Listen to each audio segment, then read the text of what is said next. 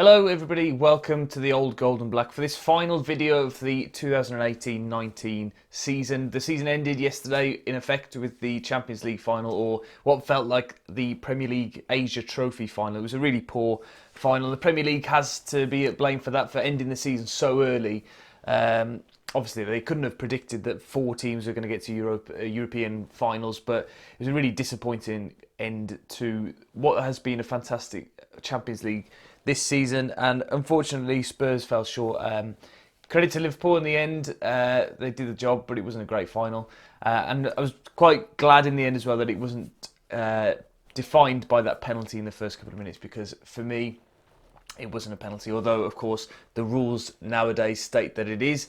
To me, that should be a penalty. But anyway, you've joined me today to reflect on the season that has been and to look at my predictions that I made back in August, the first week of August last year, and see how close I was. Now I must say that I'm quite impressed with how close I was with some of the Wolves predictions, but in the wider Premier League, I was quite a way off with a number of predictions. So I'm going to start off with the Wolves predictions, and then we'll move on to the Premier League later on. So first of all, with the Wolves league position, I actually predicted Wolves to finish 8th, and we ended up finishing 7th, which well, as you can see, I'm not completely shocked by that because of how well we had performed last season and the business that we did in the summer transfer window. I think it was always on the cards that Wolves could finish in that top 7, but there were times where we looked like we'd lost it, or we were drifting away, or the season was going to end with a bit of a flop. But credit to Nuno, and credit to the boys, and credit to the character that they all showed, particularly after that semi-final defeat where they picked themselves up again and had that little spell of 3 wins against Watford and Arsenal and Fulham that got them into the top 7 in the end. If we could have just been a little bit more consistent against the teams at the bottom of the table, which we've discussed a lot in over this season, then we could have probably finished in the top 6, and that's not beyond ridiculous statement. We only finished 9 points behind Manchester United, who had a really, really indifferent season. But for a first season back in the Premier League to finish 7th is unbelievable. I think teams like West Ham and Everton and Leicester are particularly jealous of the way that we've come in and added to that competition in that middle bracket of the Premier League. And it'll be very difficult to maintain that through next season, particularly now with European competition as well. But we'll talk about that in a later video. Goal scorer, I predicted Diogo Jota to be the top goal scorer this season. Now, had he have played the way that he did in the second half of the season throughout the whole season, and perhaps if he'd have played that formation with the 2 up front for the whole season, then he could have been the top goal scorer. I think he ended with 9 Premier League goals. Of course, it was Raul Jimenez who ended as our top goal scorer this season with 17 goals in all competitions, and broke Stephen Fletcher's long-standing record for the most goals scored by a Wolves player in the Premier League. So that was fantastic, and I'm happy to be wrong with that one. Although I do back Jota to be closer to Jimenez next season, or maybe even surpass him. For the player of the season, I went for Ruben Neves again, as he'd won it last year, and I think I made the same call with the young player of the season, giving it to the same person again, and that was a bit of a mistake, and I'll hopefully learn from that this season. But Neves, I spoke in the video about how Moutinho coming in would add to Neves' ability and enhance his performance, whereas in fact Moutinho just showed a complete different level of class. And I did the quiz the other day on the Wolves website, going through all the stats and the player of the season for all the different elements, and once I worked out that if you typed in Moutinho for most of the answers, that was the case. He was just generally the best player we've seen at the Wolves for a long, long time. So again, no shame in being wrong with that one. The young player of the season, I went for Gibbs White, and at times at the start of the season he showed that he was the Spurs game and the Chelsea game, where he showed real top class. And I did call in the video as well that he would be in the under-21s squad at some point, which he has made the European Championship squad now for England. I did also predict that if there was an injury crisis in the England team, that Gibbs White would be called up as well. But he hasn't got enough minutes, particularly in the second half of the season. Since Christmas, really, since the turn of the year, he has been limited to starts in the FA Cup, really, and also in the in that game against Cardiff when they've made loads and loads of changes. But Ruben Vinagre won the Young Player of the Season award, and he has been fantastic. But again, limited to an extent in the minutes that he got, particularly in the second half of the season. But we've got to remember that he's only 19 years old. He's still going to get better, and he's going to play a lot more next year, I think, with the extra competition. And as well, how exciting and how powerful he was looking down the left-hand side. I think he's almost like a secret weapon that we can call on him, and people still don't really know what to expect when Ruben Vinagre comes on. The most improved player, of course, this is very difficult to measure, but I call for Matt Doherty to be the most improved player, and I would argue that he has been the most improved player in all competitions. He's got 8 goals and 8 assists from right wing back. Comparing that to Johnny on the other side, I think Johnny only got 1 goal and a handful of assists. So very, very pleased with how Doherty performed. I've spoken on Talking Wolves over the last couple of weeks about how now might be the right time to sell him because of what we signed him for, and now his worth, and perhaps it's probably the peak of his potential. And it'd be very interesting to see what happens if a big bid does come in for him. We have been linked with a couple of right backs as well in the early stage of the transfer window, so maybe that means that Doherty could be on his way out. It'd be very, very disappointing, but a very, very much improved season, and really pleased with that. In terms of the cup competitions, I predicted that Wolves are going to get to the quarter-final of the League Cup. They didn't manage that. They got to the third round, being knocked out on penalties by Leicester, having beaten Sheffield Wednesday in the second round. Now, I'm not sure what round Wolves will enter this summer. I think that we will not enter until the third round anyway, because of being involved in the Europa League. So we would obviously be busy in that week where the second round takes place. So that would be, but that's not 100% for definite. In the FA Cup this season, I predicted that Wolves will get to the semi-final.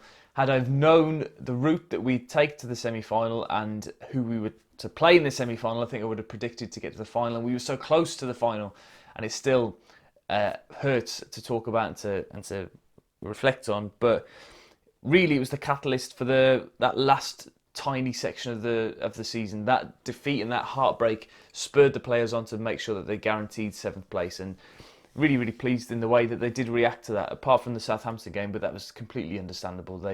They were so distracted and so heartbroken and sad, like we all were as well. Those of us who went to Southampton, I think, found it quite difficult to get ourselves really riled up for that game.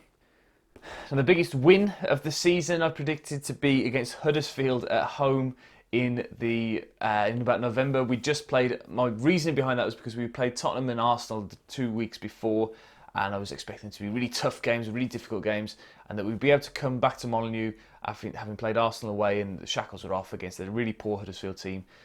Whereas in reality, it was probably the most embarrassing, the worst defeat of the season was Huddersfield at home. Well, you could argue Huddersfield away because of how much more the season had gone on, and for Huddersfield to have only beaten 3 teams this season, and 6 points against us and 14 points they got in total, or 15 points in total, was absolutely embarrassing by Wolves' point of view. And of course, that's something that we need to improve on next season, is beating these really, really poor teams in the Premier League down the bottom of the table. That there are 3 points on offer, really. Every other team pretty much picked up points there.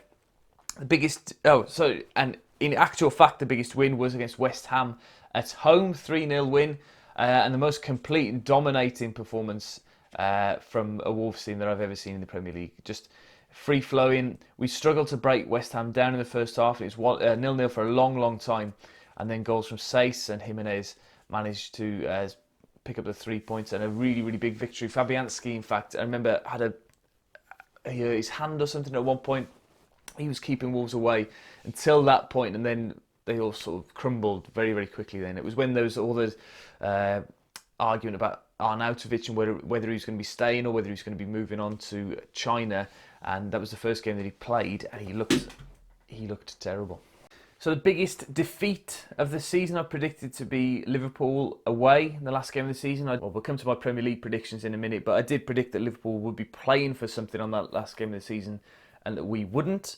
And that was the case, but I didn't expect us to be secure in 7th. But yeah, we lost by 2 goals in that game. We also lost by 2 goals again against Liverpool at home. Southampton, we lost 3-1. Burnley, Watford. But apart from that, we didn't really get battered by anybody apart from Manchester City. 3-0 in that game at the Etihad where Bolly got sent off early on. And really, it should have been more than 3. I think Man City played quite poorly on that day. I mean, that's hilarious to say, having lost the game 3-0. But they should have done better, really. And if I was a Man City fan on that day, I'd have been pretty annoyed with what I was watching. So moving on to the Premier League then, and my predictions for that. We'll start at the bottom. I predicted Huddersfield to finish 20th, and they did. And that's probably one of the only ones that I did get right. I also predicted Cardiff to get relegated but finish in 19th, so I was one place out with that. And then Bournemouth, who I always predict to get relegated, because one day it will happen, I'm sure of it. But in fact, Fulham got relegated, and that a terrible performance by Fulham. With all the chat that their fans were giving back last August, I remember listening to TalkSport with Gully from Molyneux Musings, with a Fulham fan on TalkSport, and they were arguing that Fulham were going to finish above Wolves and challenge for 7th place. But it just shows that spending money is not the answer. You have to have a clear plan. We've also seen that with Man United, which we'll come to in a minute. You have to have a plan. You have to have a strategy, and you have to have belief in what your manager did the season before and that it was working. Fulham were, by all accounts, and by everybody who watches the Championship and reports on the Championship last season, said that Fulham were the best team in the league in that second half of the season. And I can completely accept that. Wolves stuttered a little bit around Christmas and lost a few games. Fulham were the best team in the league, and you could argue should have gone up automatically. But they managed to get to the Premier League and then just completely threw all that philosophy out the window and didn't believe in Jokanovic, sacked him very early on, brought in Ranieri to organise the defence, didn't give him enough time, or perhaps his philosophies were too old-fashioned now, perhaps. And it all went to pot, and they ended up getting relegated again as one of the worst teams, although they did have a little bit of a resurgence under Scott Parker once relegation was confirmed.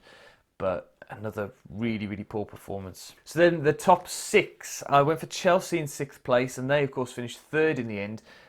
Again, having another resurgence similar to Fulham, I suppose, in a way, where they weren't looking very good up until the League Cup final, really, and there was that massive argument with Kepa and Sarri, and somehow that seemed to ignite their season, and they were able to then go on a bit of a run. Sarri perhaps compromising on a few of his philosophies and managing to get results then effectively. And then despite their indifferent form towards the end of the season, only winning one of the last 5 games, they managed to secure 3rd place in Champions League football, and then of course the Europa League victory as well. So a very, very good season for Sarri, really. And there's been lots of rumours about him going to Juventus and about Nuno perhaps going to Chelsea, but there's been nothing concrete yet, and I'd be very, very surprised to see him actually sacked, because I mean, he couldn't have done much better in his first season, really. 5th place, I went for Manchester United, so I was one place out with them. They had a very, very bad season, I think, by United standards. Last season they finished 2nd, and I was backing them to struggle, but I did think that I would have underestimated them and they would have challenged for the title perhaps this season. But the Mourinho problems that they had early on in the season, when they didn't let him sign a centre-back. There were all sorts of rumours on that last day of the transfer window about Diego Godin or Ramos or Slabhead, what's his name, Harry Maguire, coming in. But they just didn't sign anybody, and it was an absolute disaster, really. That first part of the season, they weren't playing for Mourinho, and they couldn't get any good run of results together. When Mourinho was sacked around about Christmas time, Solskjaer came in, had that ridiculous run where they won about 1,000 matches in a row and they looked fantastic. They lost against PSG, they lost against Arsenal, they lost against Wolves twice, and their season really, really started to fall apart and unravel from that point. And it coincided with Solskjaer being given the job on a permanent basis, and I really, really, really, really don't think that that's the best decision for Manchester United. And that's why Wolves, I think, could be looking at Arsenal and Man United and Chelsea and thinking that they could surpass them next season. Moving on to 4th place, then I predicted Arsenal to finish 4th. They actually finished 5th. They looked really, really good at times last season. I think throughout the autumn, where they had a really, really long winning streak, Wolves managed to get a draw against them in that time. They hadn't lost for a long time. But again, similar to Chelsea, the indifferent form that they had towards the end of the season, and the defeats that they had against Palace and Wolves towards that little end section where other teams above them were struggling and stuttering, they could have gone and pushed on to get that Champions League place, but they didn't. And their performance in the Europa League final was absolutely dreadful as well. Embarrassing. They need a clear out and they need to start again. Emery, I think, didn't make too many signings last summer and backed the squad that he had. But I think there'll be quite a lot of transfers this summer. But they've only reportedly got a £40 million transfer budget, which means that they're going to have to do things on the cheap. And that's why I think Wolves could be looking at Arsenal and thinking about overtaking them. And this was the one that I got the most wrong. I went for Manchester City in third place, whereas actually they won the league. Not at a canter, though, that like they did last year, although the points tally wasn't too far off.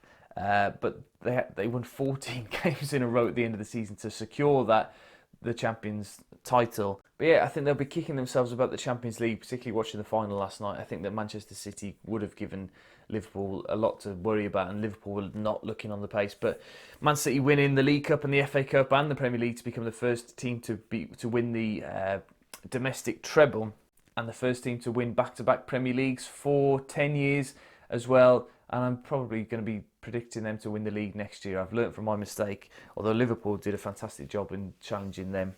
I actually got Liverpool right, the only team really that I got correct in the top six. I said that they were going to finish second, and they did.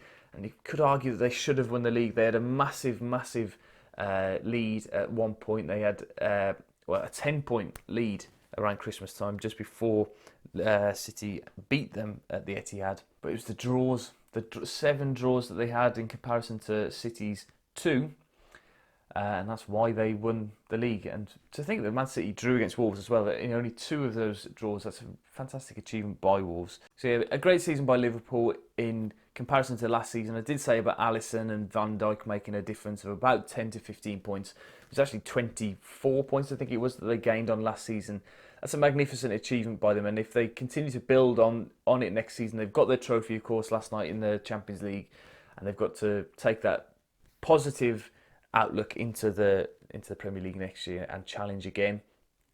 To get 97 points is a fantastic achievement, but it's not enough. And then I predicted Tottenham Hotspur to win the league, and I've just read through some of the comments as well, and everybody was laughing at me.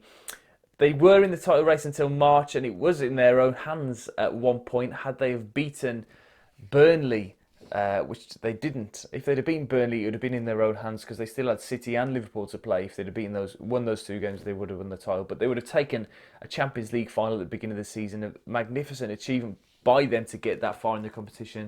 Of course, they'd be devastated with the way that the game went yesterday. But Spurs perhaps didn't have... Well, the problem that they've got is they can't sign a striker really because they know that they're going to be second fiddle to Harry Kane. And that was a mistake yesterday as well, by the way, starting Kane. He shouldn't have started. It should have been Moura, and then bringing Kane off the bench would have given them that extra boost. But nevertheless, Spurs are going to strengthen this season. There's already been rumours about them looking at a number of top players. But yeah, I was some way off with Spurs, who actually finished 4th and 27 points off the top of the table. So I was a little bit wrong with that one, but it's funny to think how much they actually crumbled if you consider that the middle of March they were in with a shout of the title, and to completely fall away like the way they did, it's quite embarrassing really. Anyway, thank you very much for watching today's extended video about looking back at last season, but from now on we're looking forward to next season now, and it'll be transfer rumours and all things like that coming up over the next couple of weeks, so make sure that you subscribe with the bell on to not miss out on anything. Anyway, thank you very much for watching. I'll see you next time. Bye-bye.